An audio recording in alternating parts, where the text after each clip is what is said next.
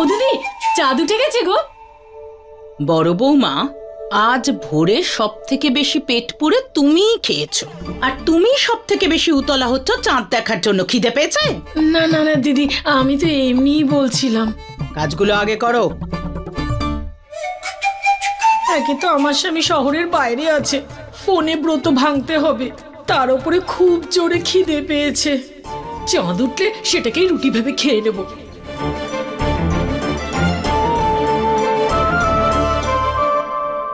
আরে আয়ুষ্মান বাবা, আলিয়া কোথায়? আলিয়া? যা বাবা, ওকে নিয়ে আয়। হ্যাঁ।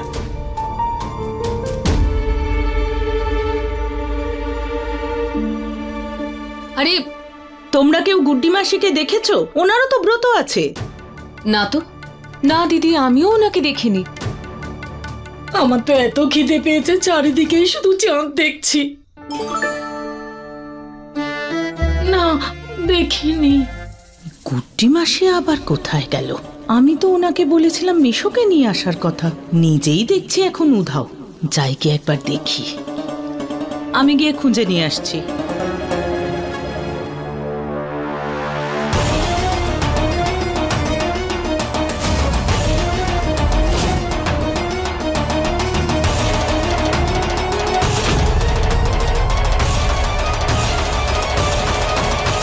আরে ছিটকিনি লাগানো কেন?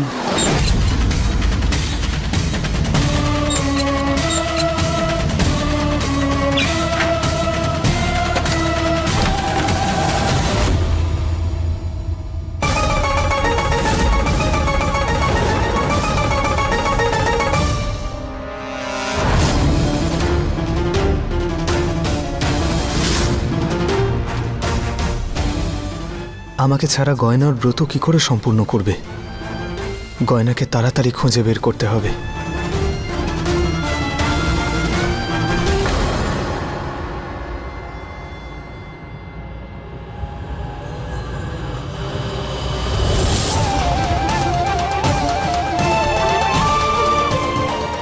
গয়না কোথায় চলে গেছিলে তুমি?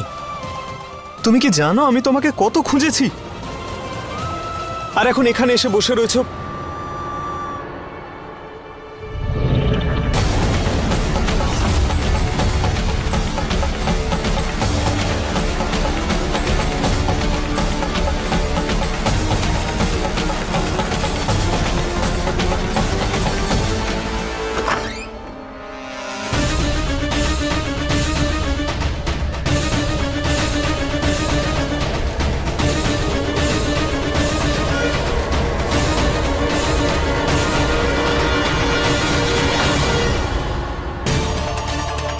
ভালোই হলো আমার পুটলিতে আমার পুরনো কিছু পোশাক ছিল, না হলে তো আজকে আমি ধরাই পড়ে যেতাম যে আমিই গুড্ডি মাসি। কিন্তু এবার এনাকে কি করে বোঝাই যে আমি এখানে কি করছি?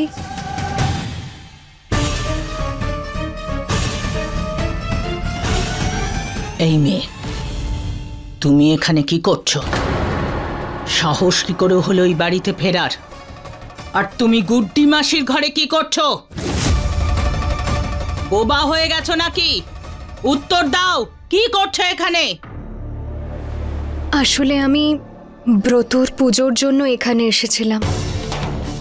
পুজো যদি করতেই হয় তাহলে নিজের বাড়ি গিয়ে করো, এখানে কেন এসেছো?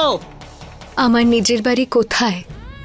আপনারাই তো আছেন যাদেরকে আমি চিনি, আপনারাই তো আমার ভরসা। তাই আমি আপনার কাছে ব্রত পুজোর অনুমতি নিতে এসেছি। পিসিমা অনুমতি দিয়ে দিন, আমি এরপর আর নিজের মুখ কথা বন্ধ করো মেয়ে। আমাকে শুধু এইটুকু বলো, গুড্ডি মাসি কোথায়?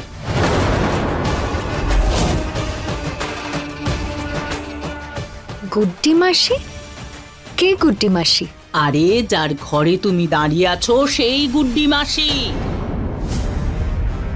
আরে পিসিমা, আমি তো এখানে আপনাকেই খুঁজতে এসেছিলাম পুজোর অনুমতির জন্য। তারপর কি জানি কে বাইরে থেকে ছিটকিনি দিয়ে চলে গেল। গুড্ডি মাসি হঠাৎ করে কোথায় গেল? উনি আবার বুঝে গেলেন না তো যে আমি ওনাকে সন্দেহ করছি? পিসিমা, আপনাকে আমার প্রণাম। আমি আমার পায়ে পড়ছি, না মানে আমি আপনার পায়ে পড়ছি, আমার মিনতিটা শুনুন। আপনাকে আমার দিব্যি, আমি এই বাড়িতে যা যা কাজ করেছি আপনাকে তার দিব্যি, আমার মিনতিটা শুনে নিন পিসিমা, মেনে নিন না। পড়ে যাবো, পা ছাড়ো আমার। না পিসিমা, আমি ততক্ষণ আপনার পা ছাড়বো না যতক্ষণ না আপনি অনুমতিটা দেন। আমি পুজোটা করেই এখান থেকে চলে যাব।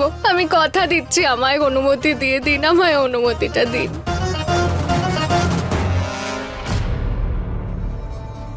আলিয়া, তুমি? হ্যাঁ আমি। কেন, তুমি অন্য কারোর জন্য অপেক্ষা করছিলে?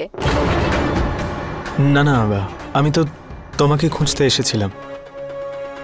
আরে ওইসব ছাড়ো তো, বলো তো আমায় কেমন দেখাচ্ছে? ওকে দেখতে একদম গয়নার মতো লাগছে। বলো না আয়ুষ্মান, আমাকে এই ধরনের পোশাকে কেমন দেখাচ্ছে, ভালো লাগছে না? না না আলিয়া, তেমন কোনো ব্যাপার না। তবে তুমি যেরকম পোশাক পরো তাতেই তোমাকে ভালো লাগে। এমনিতে তো সারাক্ষণ গয়না গয়নাই করতে থাকে, আর আজকে যখন আমি ওর জন্যই ওই গয়নার মতো পোশাক পরেছি তখন একটুও প্রশংসা করতে পারছে না।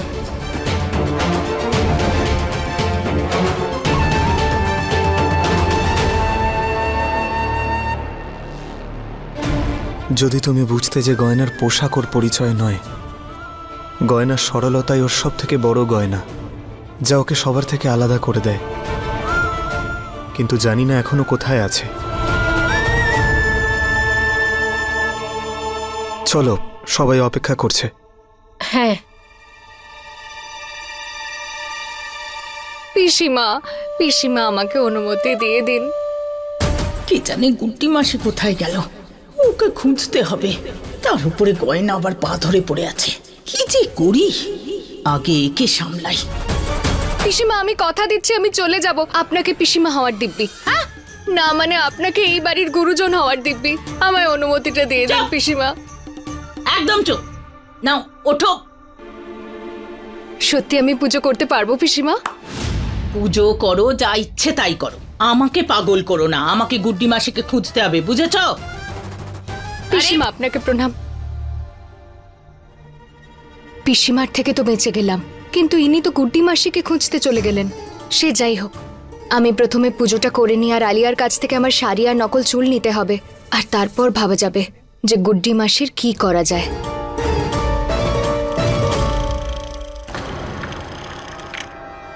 আরে আলিয়া, এই গ্রামের পোশাক কেন পরেছো? শহর ছেড়ে গ্রামে যাওয়ার প্ল্যান আছে নাকি?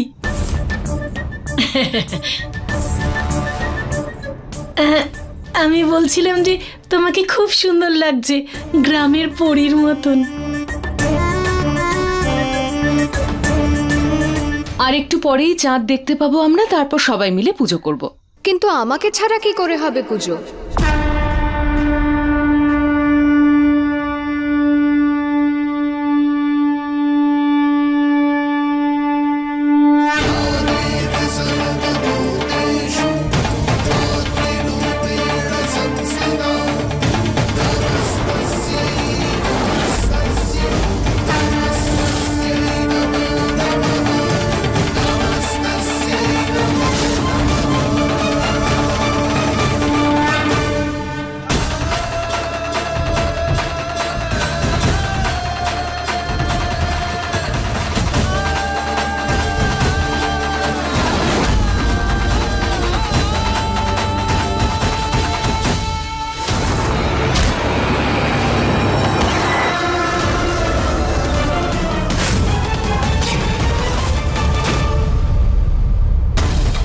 আরে না, গয়না এখনো বেঁচে আছে।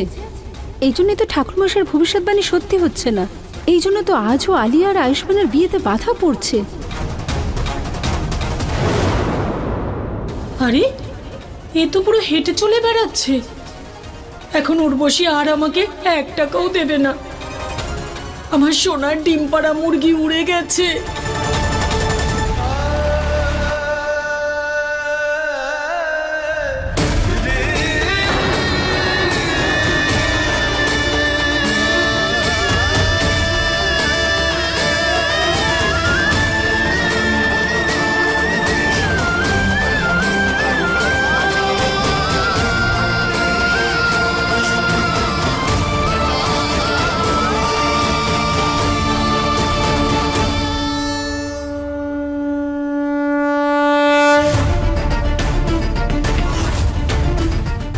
গয়না কোথায় ছিলে তুমি? তুমি জানো আমি তোমার জন্য কত চিন্তা করছিলাম। তুমি তুমি ঠিক আছো তো? আর এভাবে না বলে কোথায় চলে গেছিলে? ফিরে এসেছি তো আমি আপনার কাছে, মানে এখন ঠিক আছি আমি। ঠিক আছো মানে? আমার অ্যাক্সিডেন্ট হয়েছিল।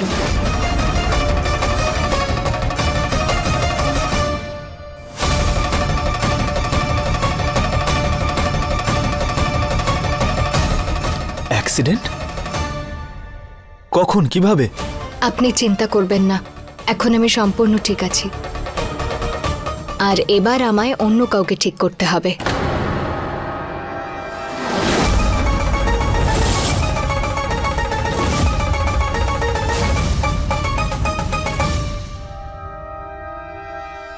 কাকে ঠিক করবে? আমি বলতে চাইছি ব্রতর পুজো ঠিকভাবে করার জন্য। থ্যাংক গড তুমি ঠিক আছো।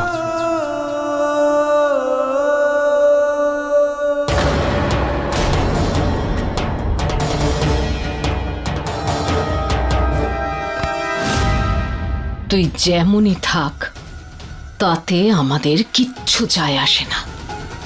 তোর সাহস কি করে হলো এখানে ফিরে আসার?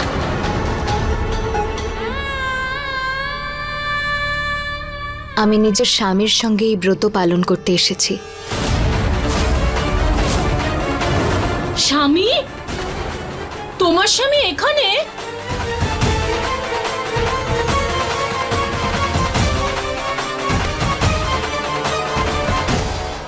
তোর মাথা খারাপ হয়ে গেছে নাকি? এখানে সবাইকে সত্যি কথা বলে নাটক করবি নাকি আবার? আপনি চিন্তা করবেন না মা, আমি কাউকে কিচ্ছু বলবো না, যতক্ষণ না আপনি আর ডাক্তারবাবু নিজের মন থেকে আমাকে মেনে না নিচ্ছেন। আমি কাউকে কিচ্ছু বলবো না। সেই দিনটা কোনোদিন আসবে না, এখান থেকে চলে যা। না মা, এবার যখন আমি চলেই এসেছি আর ডাক্তারবাবুর জন্য ব্রতর উপোস রেখেছি, সেটা আমি ওনার হাতেই ভাঙাবো।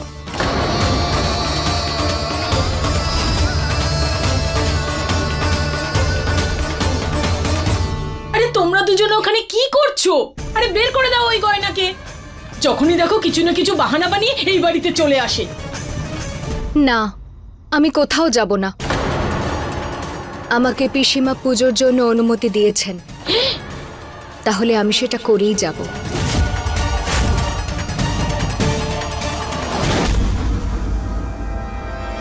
এত চেষ্টা করলাম ওকে আয়ুষ্মানের কাছ থেকে দূরে সরানোর, তো আবার চলে এসেছে। কিন্তু এবার যা কিছুই হোক না কেন, হতে পারে ও আয়ুষ্মানকে বিয়ে করেছে, কিন্তু আমি আয়ুষ্মানের হাত দিয়ে ওর উপোস ভাঙতে দেব না। আয়ুষ্মান আগে আমার উপোস ভাঙবে। তোমার এই মিথ্যে পুজো আর মিথ্যে ভালোবাসার নাটককে আমি জিততে দেব না। আর তুমি শুধু দেখতে থাকো কেমন ভাবে তোমার সত্যিটা সবার সামনে নিয়ে আসি, আর আমার স্বামীর হাত দিয়েই কেমন আমার উপোস ভাঙাই।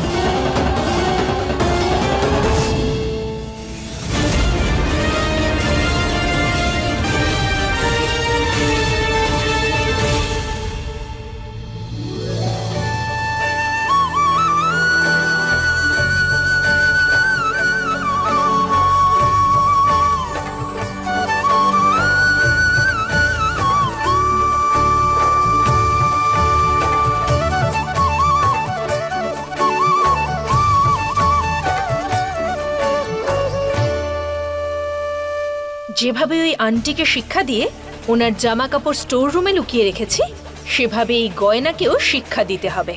দুজনেই এক গোয়ালের গরু, সবসময় আমার প্ল্যান নষ্ট করার জন্য চলে আসে।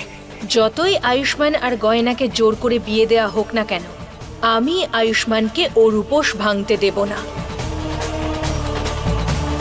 আমি তো ভেবেছিলাম গুড্ডি মাসি হয়েই আমাকে ডাক্তারবাবুর হাত দিয়ে উপোস ভাঙাতে হবে, কিন্তু আজ ভোলানাথের কৃপায় ডাক্তারবাবুর সামনেই আমি ব্রতর পুজো করতে পারছি, আর ওনার হাতেই উপোস ভাঙাবো।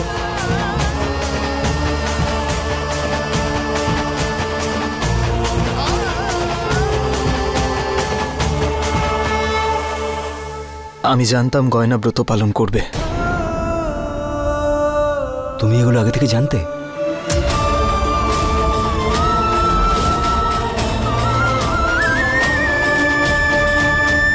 দাদা একটা কথা বলো, তুমি সবসময় বলো যে তুমি গয়নাকে নিজের স্ত্রী ভাবো না, কিন্তু তুমি সর্বদা তো ওর কথাই ভাবো, যে ও কোথায় আছে, ও খাবার খেয়েছে কি খায়নি, ও ব্রত রেখেছে কি রাখেনি। আর এইসব কি হচ্ছে, এর মানেটা কি? সবকিছুর মানে থাকবে তার প্রয়োজন আছে। আর তুই বেশি বুদ্ধি খরচা করিস না, তোর বুদ্ধি কম। এমনিতে আমার মনটা না তোমার মতো নয়, যে সবার জন্য ভাবে কিন্তু বুঝতেই পারে না। আমি বলতে চাইছি যে তুমি এই ব্রতটা আলিয়ার জায়গায় গয়নার জন্য রাখোনি তো?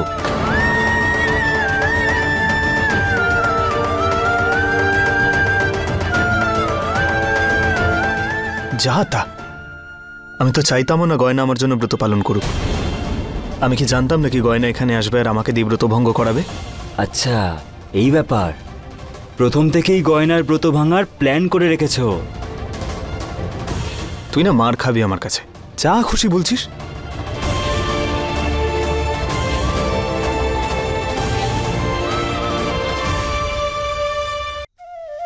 আমি তো সব ভালো করে বুঝতে পারছি দাদা, কিন্তু তুমি কবে বুঝবে? দেখি আজকে কে সত্যিকারের তোমার জন্য ব্রত রেখেছে, আর তুমি কার ব্রত প্রথমে ভাঙো, গয়না নাকি আলিয়ার? যে শ্রদ্ধা তুমি এই পূজাতে দেখাচ্ছ না, সেটা আমি ভঙ্গ করে দেব। আমি এই প্রদীপও জ্বালাতে দেব না, আর তোমার মনে আয়ুষ্মানকে পাওয়ার কোনো রকম আশাও জাগতে দেব না।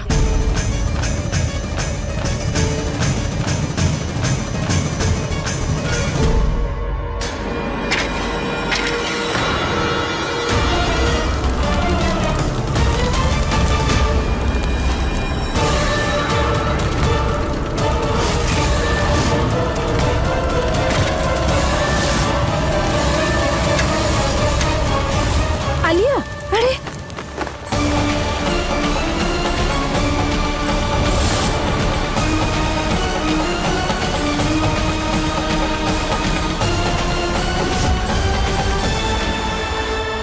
এটা কি করছিলে তুমি? আলিয়ার ওড়নায় আগুন লেগে কি ওর কিছু হয়ে গেলে? আলিয়া তুমি ঠিক আছো? হ্যাঁ আমি ঠিক আছি। আর মা, তিনি তো জেনে শুনে সব করেনি, ভুল করে লেগে গেছে। কিন্তু মা রিল্যাক্স, ডোন্ট ওয়ারি, আমি ঠিক আছি। আর আয়ুষ্মান আমার সঙ্গে বসো না, পুজো শেষ করতে হবে, আর তারপর তোমাকে আমার উপোসও তো ভাঙতে হবে।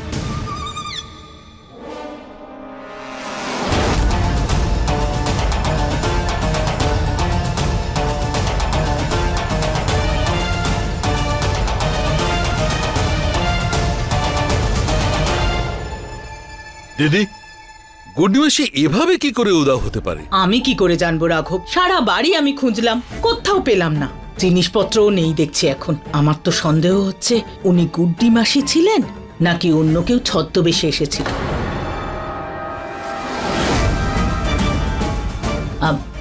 বাইরে সবাই পুজো করতে ব্যস্ত, ওদের পুজোতে যেন কোনো বিঘ্ন না ঘটে। তুই এক কাজ কর, তুই বাড়িতে একবার খুঁজে দেখ যে কোনো জিনিসপত্র চুরি হয়েছে কিনা, আর আমি গ্রামে ফোন করে খবর নিচ্ছি গুড্ডি মাসির ব্যাপারে। ঠিক আছে? ঠিক আছে দিদি।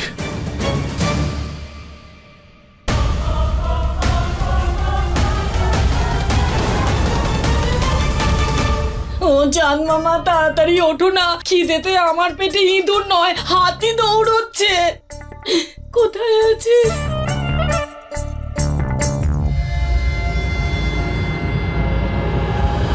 আলিয়া, আলিয়া কি হলো? তুমি ঠিক আছো তো? আলিয়া, আমার কাছে শুধু এই উপায়টাই আছে। হয়তো সবার মনে হচ্ছে যে আমি উপোস করে আছি, কিন্তু এই নাটকটা করে আমি গয়নার আগে আয়ুষ্মানের হাত দিয়ে নিজের উপোসটা ভাঙাবো। কি হলো? তুই ঠিক আছিস তো? মনে হচ্ছে ও না খেয়ে আছে বলে ওর মাথা ঘুরে গেছে। আয়ুষ্মানকে তাড়াতাড়ি ডাকো, জল খাইয়ে উপোস ভাঙতে হবে।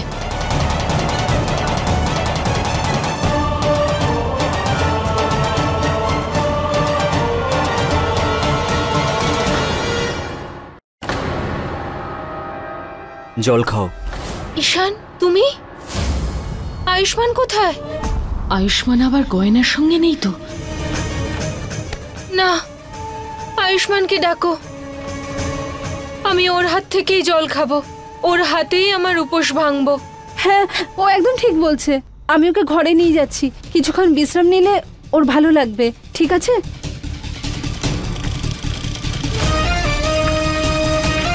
আয়ুষ্মানের জন্যই এত সব নাটক করলাম, কিন্তু ও কোথায় গেল?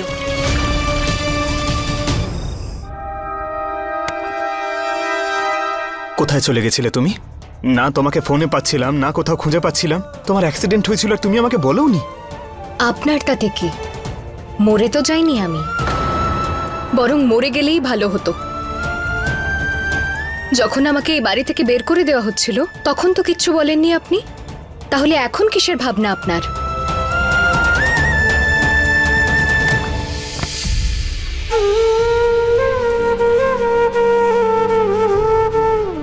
কথা বলছি তো আমি।